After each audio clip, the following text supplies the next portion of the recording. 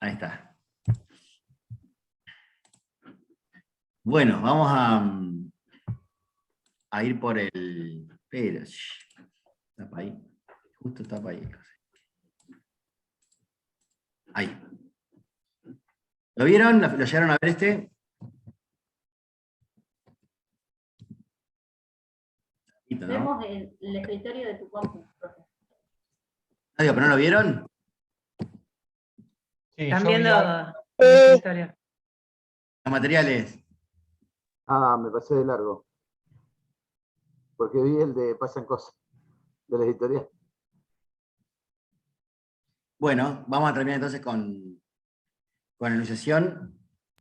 Hacer una pasadita rápida por el material que está hiper detallado, así que después de esto, después de estas observaciones que hagamos de didáctica nosotros, ustedes ya van a tener como más elementos para interpretarlo, que por ahí ahora es como medio en abstracto. Ya tuvimos la introducción la clase pasada, yo justo estaba para atrás, así que tuve que medio como que tirar el barco. Pero más o menos vimos la introducción, ¿no?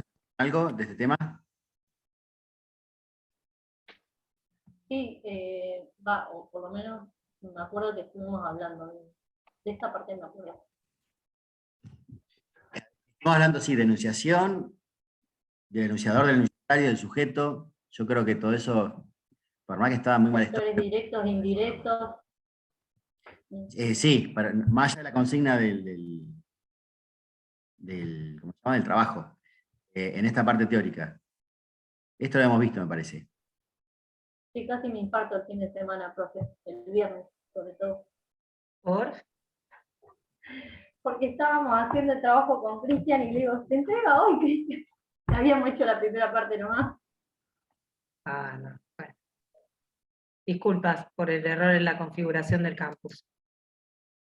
Bueno, vamos a hacer una pasadita rápida, así no demoramos tanto y nos dejamos un rato también para hablar. Este sujeto de la enunciación, habíamos visto que había un enunciador, un enunciatario y un discurso. ¿Se acuerdan? Había un enunciado material, un texto, una canción, lo que sea, ¿no? Una película, un registro tipográfico, lo que sea, es un enunciado. Ese enunciado es lo que ya está dado. Es el resultado de un acto de enunciación. ¿Se acuerdan eso? Sí. Bien. Sí, de hecho, en el análisis del trabajo más o menos es lo que tratábamos de ir tensionando. Ah, buenísimo. O sea que tuvieron en cuenta también aplicaron sobre esto. Bárbaro. Entonces va a ser un repaso conceptual, para salir un poco de la cuestión más abstracta y tratar de comprenderlo. Bueno, ¿se acuerdan que había un eje yo-tú que es el que justamente permite que estemos hablando de enunciación? En este eje yo-tú es donde se produce justamente el acto enunciativo. Ay, qué mala que se me pegó el...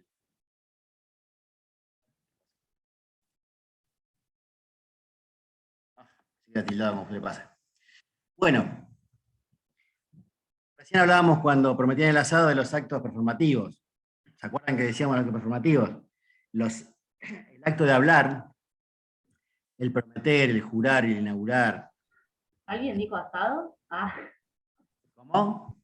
Claro, sí, se habló, digamos, de una promesa, y decimos que son actos de habla, y esos actos de habla son actos performativos. Son actos que lo que se dice, digamos, conllevan en sí mismo la acción que está declarando. Por ejemplo, un juramento. Acá, digamos, aparecen los más convencionales, pero esto ocurre con casi todos los términos, digamos, de una lengua. ¿Sí? Casi todas las palabras son performativas en este sentido, de que hacen lo que dicen. Por ejemplo, estos son muy sencillos del tema de prometer, jurar, declarar, proponer, bautizar, inaugurar, clausurar, advertir, aconsejar, felicitar, amenazar, agradecer, autorizar. Son bien claros, digamos, de que lo que uno está diciendo en sí mismo conlleva el hacer de lo que uno está enunciando. Profe, No. en el acto de jurar, Sí. digamos, en el acto de jurar se juega como todo un conjunto de normas y valores al respecto de cuando está bajo juramento, por ejemplo, ¿no? Exactamente. Porque se supone que no podés mentir y que todo lo que decís es verdad y que hay una sanción al respecto. Vos mismo lo dijiste, se supone. A ver.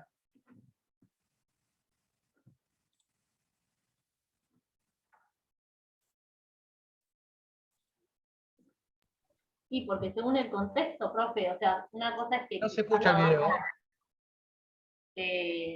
por ahí de manera informal, como lo había Queda claro, ¿no? No se escucha el video, profe.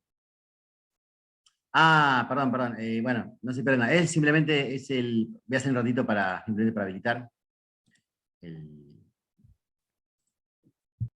Así. Y honestidad en el cargo de presidente de la Nación Argentina y observar y hacer observar con fidelidad la Constitución de la Nación Argentina. Bueno, ahí justamente tenemos bien claramente una acción performativa de lo que es un decir, ¿sí? El yo juro. El yo juro no es simplemente el tema, digamos, del juramento como expresión, digamos, semantizada, verbal. Conlleva la acción, conlleva el juramento, digamos, de cumplir con la Constitución, por ejemplo, para ni más ni menos que gobernar un país. Y así podríamos poner ejemplos para todo, ¿no? Para bautizar, para el tema de prometer, el tema de inaugurar, o el tema de clausurar, ¿sí? Esos son actos performativos. En la mayoría, digamos, de la lengua aparecen estas cuestiones, digamos, performativas del lenguaje. El lenguaje es performativo de por sí, ¿sí? No solamente implica lo dicho, implica, digamos, la acción que conlleva. Pero bueno, estábamos con dos niveles. El nivel enuncivo, habíamos dicho, tiene que ver con el nivel de lo enunciado, ¿sí? Lo que ya quedó expresado, ¿sí? De esa manifestación discursiva. Y el nivel enunciativo tiene que ver con el proceso subyacente por el cual eso que se dice se atribuye a un yo. Pero no solamente a un yo, sino a un yo que construye el eje. Si no está construido el eje yo-tú, no existiría la enunciación. O sea, el yo siempre va a implicar el tú, ¿sí? Ahora, en ese nivel enuncivo, el nivel del enunciado, tenemos, digamos, como cualquier expresión discursiva, un sujeto, un verbo y un objeto. Además de un tiempo, una referencia al tiempo y al espacio. Fíjense lo interesante que ocurre con el tema de la enunciación. La enunciación, como acto, implica el enunciado. Ahora vamos a ver un ejemplo más concreto, pero por lo menos tratemos de dilucidar en términos más abstractos ahora. El sujeto, como en el caso de tengo hambre, es el yo de un hacer diverso. Puede ser tengo hambre, salí a correr, voy a preparar un examen, salí a comprar, lo que sea. ¿Sí? Ese yo, digamos, de cualquier acción que diga que está haciendo ese sujeto. El verbo justamente es la acción que se le atribuye a ese sujeto, y el objeto, aquello que orienta esa actividad del sujeto. Obviamente después están las variaciones de los tiempos presentes, pasado, futuro, y la observación acerca del punto de vista del espacio. Pero eso con respecto al enunciado, cualquier pieza discursiva que ya sea un enunciado, que ya fue dicho, que ya fue expresado, que ya se materializó. En el nivel enunciativo, donde aparece el yo, el sujeto de la enunciación, el sujeto es el sujeto del decir, del que enuncia, no de la acción. ¿Se nota eso? Sí, se entiende. El verbo ya no es la acción atribuible al sujeto, sino al proceso enunciativo del decir. A la praxis misma sería. O sea, a la acción de enunciar en sí misma. Acá donde tenemos el sujeto se atribuye cualquier acción que pueda hacer, salir, correr, comer, parir, lo que sea. En la enunciación, la acción tiene que ver con el decir, con el acto enunciativo en sí mismo. Y el objeto, que acá, digamos, orienta la actividad del sujeto, en lo enuncivo, en el nivel enunciativo implica el enunciado proferido, o sea, implica todo esto. Lo vamos a ver abajo con el ejemplo que es muy, muy sencillo.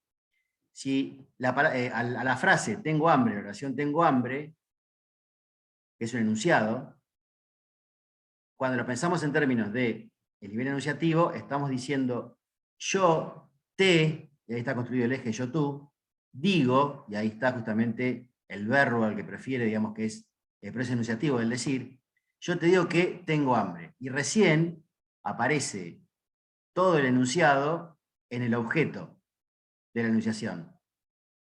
Vamos a ver un ejemplo para que no quede tan abstracto.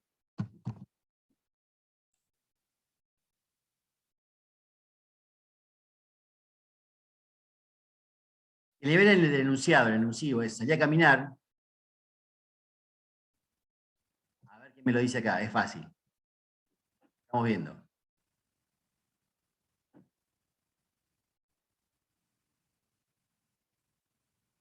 ¿Están o salieron a caminar?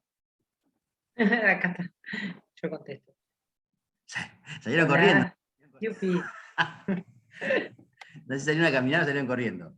Porque yo no los puedo ver acá, chicos, porque estoy mirando la pantalla. Pero... Están No tratando de podía, entender no de qué podía va. activar el micrófono, ¿no? Ahí en ese salir a caminar, o sea, sería yo te digo que salí a caminar, lo que no sé, o sea, bien es cómo, qué es lo que sería cada cosa, pero es algo así, ¿no? Claramente, fíjate, tenemos dos niveles. El del enunciado, que es el enuncivo, y el de la enunciación. El del enunciado es el que estamos acostumbrados con la gramática convencional, la gramática de la oración. Explícito. Análisis semántico, ¿se acuerdan de la oración gramatical? Sí.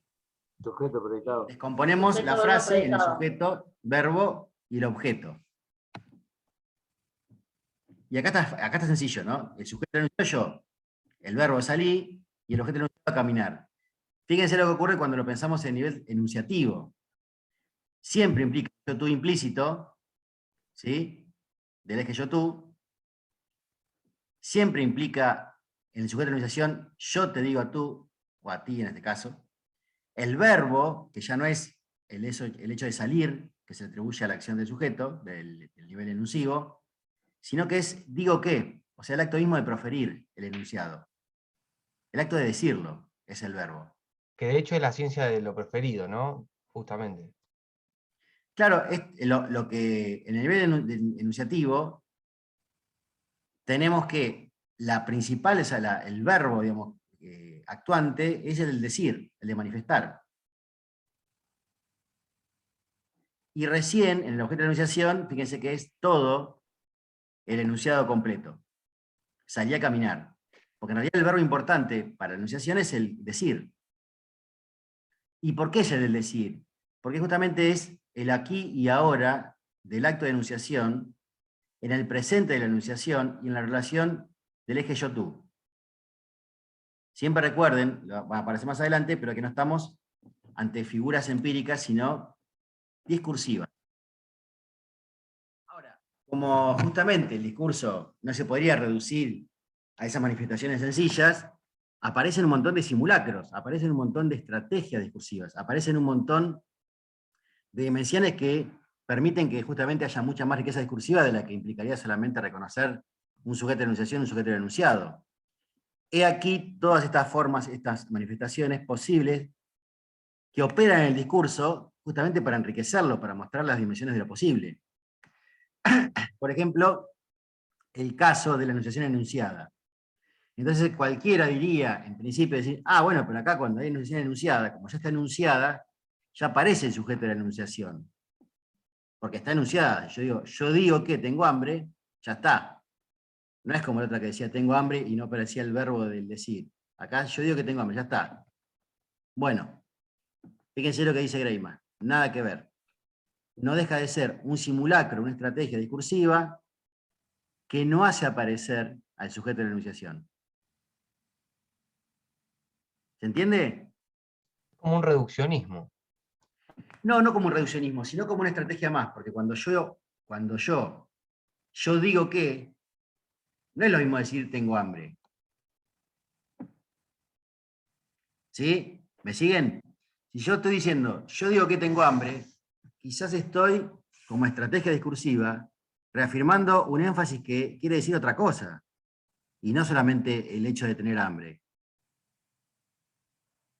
Yo te digo que tengo hambre, canuto, podríamos, coma, canuto. ¿Se entiende? Yo te digo que tengo hambre, no cerré la heladera con Sí, canuto. profe, yo lo que no entiendo es que, Sí. que tampoco es algo que se use muy asiduamente, esto de decir, yo te digo que, algo, no sé, que estemos hablando de otra cosa, o que nos den a decir qué querés hacer y uno diga, yo te digo que quiero jugar al fútbol, yo te digo que quiero hacer tal cosa y vos terminás diciendo, yo te digo que tengo hambre. Pero no, No. no es algo que... Siempre referido a la acción, ¿no? Pero imagínate que es el caso que pone Filinich. Imagínate que uno reafirma ante la persona que habla porque no fue al trabajo y dice, estoy enfermo. Estoy enfermo sería el enunciado que implica el sujeto de la enunciación, yo te digo que estoy enfermo. Ahora, cuando yo hago aparecer en la superficie discursiva la enunciación enunciada, yo te digo que estoy enfermo, aparecen otras cláusulas que no son solamente la del enunciado del decir estoy enfermo. Aparece otra información, que quizás diga, a vos, que no me crees, yo te digo que estoy enfermo. ¿Se entiende? No es solamente Ahora sí, cláusula, ahora sí. sino que Sí. aparece información adicional. Aparece información que altera ese enunciado, cuando la enunciación aparece enunciada. Lo que dice Greimas es que aún en esos casos, tampoco estamos ante el sujeto de la enunciación. Porque el sujeto de la enunciación es siempre subyacente, es siempre implícito, aun cuando en este caso se lo explicite, se lo saque a superficie como un recurso, se lo saque como una simulación, se lo saque como una estrategia discursiva, se lo use para. Lo que dice Greimas es que aun cuando se lo saque a superficie, no estamos ante el yo de la enunciación. El yo de la enunciación siempre está implícito, siempre es subyacente, y no aparece por más que lo enunciemos como una estrategia discursiva, como una apelación, digamos, a una información adicional. Esto que decimos, yo te digo que tengo hambre, estoy reafirmando, estoy enfatizando, le estoy poniendo otra connotación a simplemente decir tengo hambre. Pero lo que dicen... Totalmente, esa connotación, por ejemplo, podría aparecer cuando no lo escuchan a uno lo que está diciendo o uno no se termina de dar a entender. Por ejemplo, lo escuchamos al presidente Mauricio Macri diciendo prometer presa cero, y una persona le puede decir, mirá, todo bien con que vos prometas todo lo que vos quieras, pero yo te digo que tengo hambre. Porque la urgencia es ahora, la demanda es ya. Sí, ahí A viene, ver, ahí el ejemplo estuvo ilusado. Yo Sí, quisiera introducir también algunos otros elementos como para también emplazar esto, que no quede tan abstracto. Lo que estamos tratando de compartir acá tiene que ver con un herramental, es decir, son herramientas para hacer análisis del discurso. Entonces, desde el punto de vista de entender discurso, nos tenemos que remitir a la clase pasada, que no es solamente lo denotado, digamos, lo que está explicitado, escrito, el nivel enuncivo, sino que también tenemos el nivel enunciativo a la hora de analizar un discurso, donde el único indicio que nosotros tenemos es entrar por el enuncivo, pero después una vez que empecemos a contemplar todos estos otros elementos, vamos a poder tener datos del contexto enunciativo en que esa pieza que estamos analizando, sea escrita, audiovisual o sonora, ¿sí?, fue producida. Es decir, vamos de a poquito, con los elementos y herramientas que tenemos, a reconstruir, entre comillas, el acto de enunciación. Es decir, bueno, ¿qué elementos se pusieron en juego a la hora de producir ese enunciado? El enunciado es la pieza propiamente dicha, donde hay niveles que van a estar claros, que van a estar explícitos, es decir, va a haber una firma o no, va a haber un yo que se presenta o no, va a haber una línea cronológica para ordenar los sucesos que aparecen en esa pieza, en función también de un binomio que es un axioma, porque no le busquen características de personas, sino que es un axioma, es una regla que no se discute, el binomio yo-tú, digamos, que todo acto comunicacional, todo acto de enunciación tiene. Es inescindible. Desde el momento que se produce un enunciado hay un binomio yo-tú. Encontrarlo es lo que estamos tratando de poner acá, de poner en relación. Como se darán cuenta, algunas cosas son más sencillas y otras vamos a tener que reconstruirlas desde las marcas que encontramos en ese texto, ¿sí?, o en esa pieza cualquiera comunicacional que quieran analizar.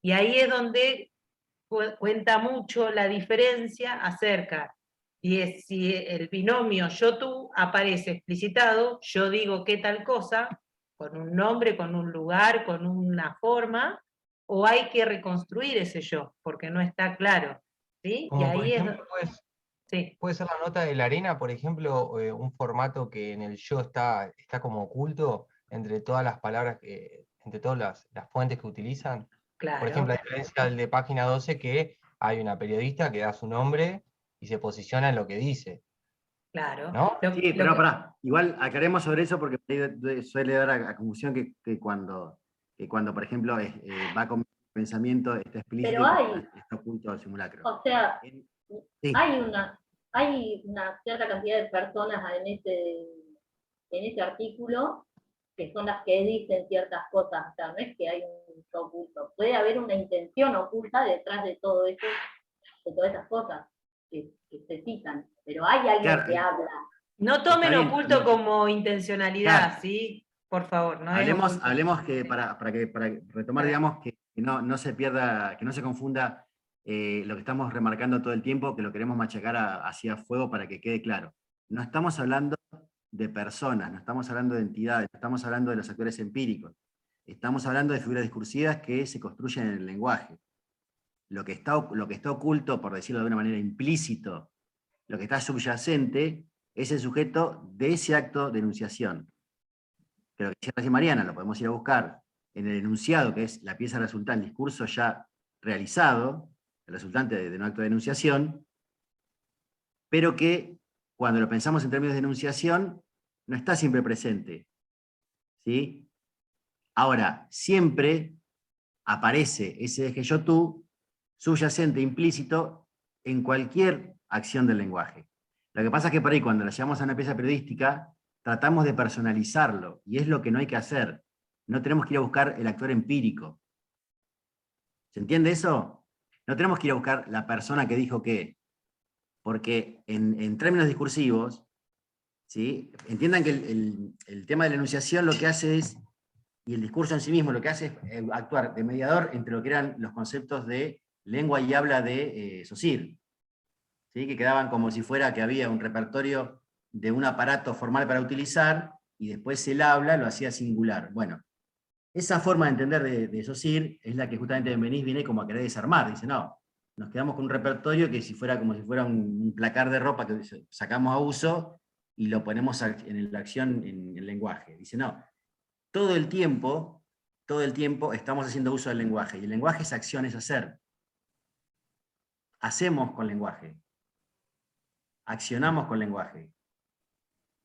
Entonces ahí encontraba como discurso, el concepto de discurso como mediador entre aquello que tiene que ver con el aparato formal, el repertorio posible de uso de una lengua, y lo que habla el hablante particular, singular. Yo sé que acá parece como demasiado abstracto, pero tratando de empezar en estos términos. Nunca estamos hablando de una persona. Y no es que porque me guste a mí, digamos, en una nota está transparente y en otro está intencionalmente oculto porque no tiene que ver con mi línea de pensamiento. ¿Sí? En todos los casos, nunca aparece explicitado el sujeto de enunciación. Siempre permanece, en ese sentido, sobreentendido, implícito. Y por eso, todas estas formas que estamos encontrando acá, la enunciación enunciada, el diálogo, el relato, o sea, el típico Las Mil y una Noches, ¿se acuerdan? ¿Lo tienen? Sí. Yo no entendí, se me cortó, ¿cómo? ¿Se acuerdan? Estábamos viendo las opciones, ¿sí? Las estrategias discursivas, que justamente se emplean para tratar, digamos, de entender una forma de enunciación, una estrategia discursiva. Estas son algunas. La enunciación enunciada, cuando aparece explicitado supuestamente el enunciador, pero que no lo es, porque continúa implícito. Y después otras formas de hacer, digamos, aparecer a un enunciador, aunque no dejan de ser estrategias, como dice acá, simulacros de la enunciación, que va a continuar siendo en todos los casos implícita, en todos los casos subyacente, pero que va a aparecer estrategias, simulacros, donde ese enunciador pareciera tener alguna forma de visibilidad. Y eso, el mismo hecho de mostrar un supuesto enunciador, son estrategias discursivas. Por ejemplo, en un diálogo. Por ejemplo, en un relato dentro de un relato dentro de un relato. Como les decía recién, el caso de Las 1000 y una noche, que es el caso más típico. Pero que hay miles, digamos.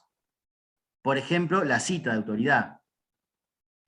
Por ejemplo, el epígrafe en el libro. Son todas modalidades discursivas que permiten reconstruir un simulacro de enunciación. Ahora, la enunciación en sí misma siempre va a aparecer, digamos, el sujeto de la enunciación siempre va a aparecer implícito.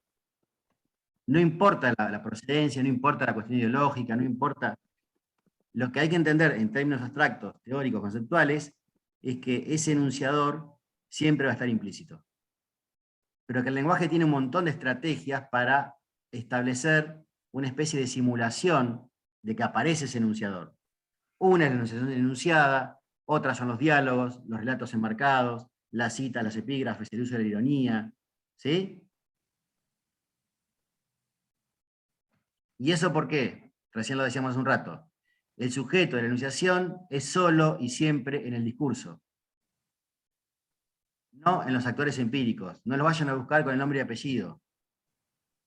No vayan a buscar, digamos, las voces de los, ¿cómo se llama? De los abogados, de los defensores, de los fiscales, con nombre y apellido, porque ahí está el error. Eso será otro tipo de análisis del discurso. No tiene que ver con análisis del discurso en la perspectiva que está tomado acá, de una perspectiva semiótica. ¿Hasta ahí me siguen? ¿Sería el qué y no el quién? No tiene que ver con el qué, digamos, la pregunta por el qué, porque el qué realmente denota lo que tiene que ver con el contenido, los tópicos, la temática, problemática y en quién, hacia quién va dirigido. No tiene que ver con eso, tiene que ver con que tenemos un enunciador que es discursivo y que actúa, digamos, en el contenido, en el continente, perdón, del discurso, no por fuera. No son personas, no son actores concretos. Fíjense, por ejemplo, en cualquier discursividad de un libro. Hablamos de polifonía, de las voces que habitan los discursos. ¿Cuántas voces aparecen en un libro? Infinidad. Infinidad. La mayoría,